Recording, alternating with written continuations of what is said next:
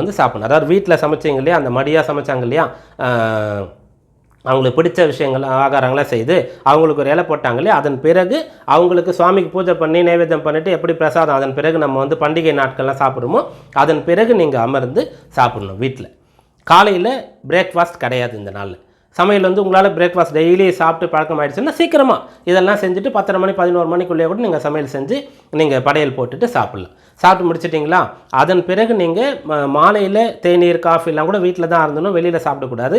இரவு பலகாரம் தான். இரவில் டிஃபன், அதாவது இட்லியோ தோசையோ நொய் உப்புமா, அதை போல் ஏதாவது உப்புமாவோ இதை போல் தான் செய்து சாப்பிடுவாங்க அந்த இரவு நேரத்தில். மீண்டும் வந்து உணவு, அதாவது அரிசி சாதம் சாப்பாடு சாப்பிடக்கூடிய பழக்கம் இல்லை. இரவில் பலகாரம் சொல்லுவோம், சிற்றுண்டி டிஃபன் தான் சாப்பிடக்கூடிய பழக்கம் இருக்குது. சாயந்தரத்துலையும் எதுவும் சாப்பிடக்கூடாது. அல்லது சாயந்தரம் பசியாக இருக்குன்னு சொன்னால் நீங்கள் வீட்லேயே கூட ஏதாவது செஞ்சு நீங்கள் சிற்றுண்டியாக சாப்பிட்டுக்கலாம்.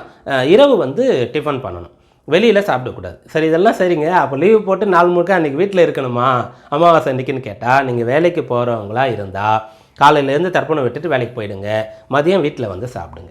இல்லையா, அப்படி வரத்துக்கு வாய்ப்பு இல்லை, அலுவலகம் ரொம்ப தூரத்தில் இருக்குது, வந்து போக முடியாது, இல்லை அதுக்கான நேரம்லாம் அனுமதிக்க மாட்டாங்க, அதுவும் ஒவ்வொரு மாதம்லாம் கேட்க முடியாது, வருஷத்தில் ஒரு நாள்னா பர்மிஷன் கேட்கலாம். அப்படின்னா நீங்கள் காலையில் அவங்க சமையல் செய்கிறாங்க இல்லையா படையல் போடுறதுக்கு, கொஞ்சம் சீக்கிரமாக செய்ய சொல்லி அதை வந்து டிஃபன் பாக்ஸில் எடுத்துகிட்டு நீங்கள் லஞ்ச் கொண்டு போயிடுங்க, இதையே சாப்பிடுங்க.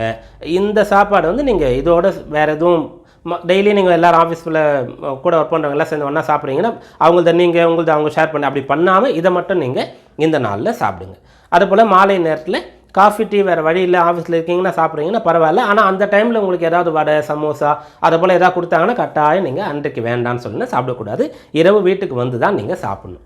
அதுபோல் காலையில் வேட்டி துண்டு அணிந்து நீங்கள் தர்ப்பணம் விட்டுட்டிங்களா, அதுக்கப்புறம் நீங்கள் பேண்ட் ஷர்ட் போட்டுட்டு உங்களுடைய வேலைக்கு நீங்கள் போகலாம். உங்களோட ட்ரெஸ் கோடு என்னவோ அதை நீங்கள் போட்டுட்டு போகலாம். சரியா, போயிட்டு வந்து நீங்கள் நைட்டு வந்து வீட்டில் டிஃபன் தான் சாப்பிடணும்.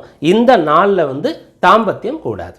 இது பெரும்பாலும் தெரிஞ்ச விஷயந்தான், நம்ம எல்லாம் சொல்கிறதுனால இதையும் செய்யட்டும். கணவன் மனைவி சேர்ந்து ஒன்றாக இருக்கக்கூடாது. அமாவாசை நாளில் மதியத்தில் கட்டாயம் இதை தவிர்க்கப்படணும், செய்யவே கூடாது.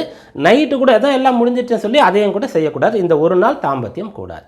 அதுபோல் இந்த அமாவாசை நாளில் முக ஷவரம் செய்து கொள்ளக்கூடாது. ஷேவிங் செய்கிறது நான் டெய்லி செய்வேங்க, இல்லை செய்யணும் அப்படின்னு சொன்னால் இந்த ஒரு நாள் மட்டும் நீங்கள் வந்து செய்யாமல் விடுங்க. இல்லை உங்கள் ஆஃபீஸில் நீங்கள் வேலை செய்கிற இடத்துல டெய்லி செய்துட்டு தான் ஆகணும்னா கூட இந்த ஒரு நாள் சொல்லிவிடுங்க, பர்மிஷன். முதல்ல நீங்கள் வந்து எக்ஸ்கியூஸ் கேட்டுடுங்க, அமாவாசை அன்றைய நாளில் மட்டும் நான் ஷேவ் பண்ண மாட்டேன், மற்ற நாள்லாம் பண்ணிட்டு வருவேன் நீங்கள் சொல்லிவிடுங்க. அனுமதிப்பாங்க, கட்டாயம் அனுமதிப்பாங்க. அலுவலகத்தில் அனுமதிக்கவே மாட்டாங்க.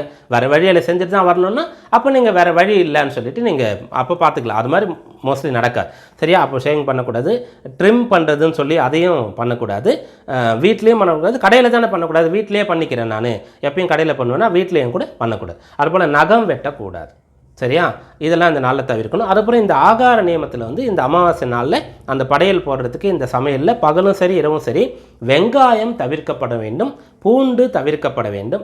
வேறு வாசனை பொருட்கள் பட்டை சோம்பு லவங்கம் அதெல்லாம் இருக்குல்ல, அது போல் இதெல்லாம் கட்டாயம் தவிர்க்கப்பட வேண்டியது. இது இல்லாமல் தான் சமையல் பண்ணணும். ஸோ ஒவ்வொரு மாதத்துலேயும் அமாவாசை அன்றைக்கு தர்ப்பணம் விட வேண்டியவர்கள், தந்தை இல்லாதவர்கள், காலையில் எழுந்ததிலிருந்து இரவு படுக்கிற வரைக்கும் என்னென்னலாம் கடைபிடிக்கணும், என்ன செய்யணும் என்ன செய்யக்கூடாது, தர்ப்பணம் விடும்போது என்ன செய்யணும், தர்ப்பணம் எப்படி விடணும் அப்படின்ற தகவலை இந்த வீடியோவில் நான் உங்களுக்கு சொல்லியிருக்கேன்.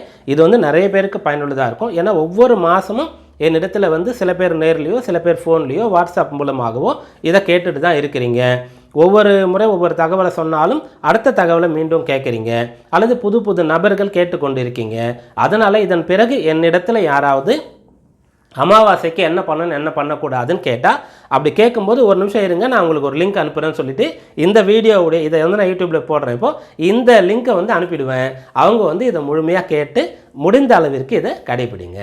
சரியா, இது போல் பித்திருக்காரியங்கள் அமாவாசை பற்றி இன்னும் நிறைய விஷயங்கள் ஆல்ரெடி மாலைய பட்சம் பற்றியும் இந்த பித்திருக்காரியத்தில் வரக்கூடிய சந்தேகங்கள் கேள்வி பதில்கள் கடைபிடிக்கின்ற நடைமுறைகள் பற்றி நிறைய வீடியோக்கள் வந்து போட்டிருக்கேன். அதை பிளேலிஸ்ட்டாக கூட க்ரியேட் பண்ணியிருக்கேன். நீங்கள் தேவையானவர்கள் அதையும் பார்த்து கொள்ளுங்கள். பார்த்து நீங்கள் இதை செய்து பயனடையுங்க. இதை செய்யும்போது இறந்த முன்னோர்களுக்கும் நல்ல கதி, நல்ல பலன், மோட்சம் கிடைக்கும், செய்யறவங்களுக்கும் நல்ல பலன் கிடைக்கும், அது அவருடைய சந்ததிக்கும் நல்ல பலன் கிடைக்கும். அதனால் ஒரு விஷயத்தில் 3 தரப்பில் இது வந்து நற்பலன் தரக்கூடியது முன்னோர் வழிபாடுன்னு சொல்கிறது. அதனால் அமாவாசையை எல்லோரும் வந்து, அதாவது தந்தை இல்லாத எல்லோருமே அமாவாசை விரதத்தை, வழிபாட்டை, தர்ப்பணத்தை கட்டாயம் கடைபிடிக்க வேண்டும் அப்படின்னு சொல்லி உங்களிடத்தில் நான் மிகவும் வேண்டி கேட்டுக்கிறேன். ஏன்னா அவ்வளவு பலன் தரக்கூடியது. இது செய்யாமல் விடும்போது அவ்வளவு பித்ரு தோஷத்தை ஏற்படுத்தக்கூடியது. அதனால் இதை செய்யுங்க. இதுபோல் பயனுள்ள தகவல்களை நான் உங்களுக்கு தொடர்ச்சியாக பகிர்ந்து கொள்கிறேன். அதுபோல் ஒரு வீடியோவில் சந்திப்போம். நன்றி, வணக்கம்.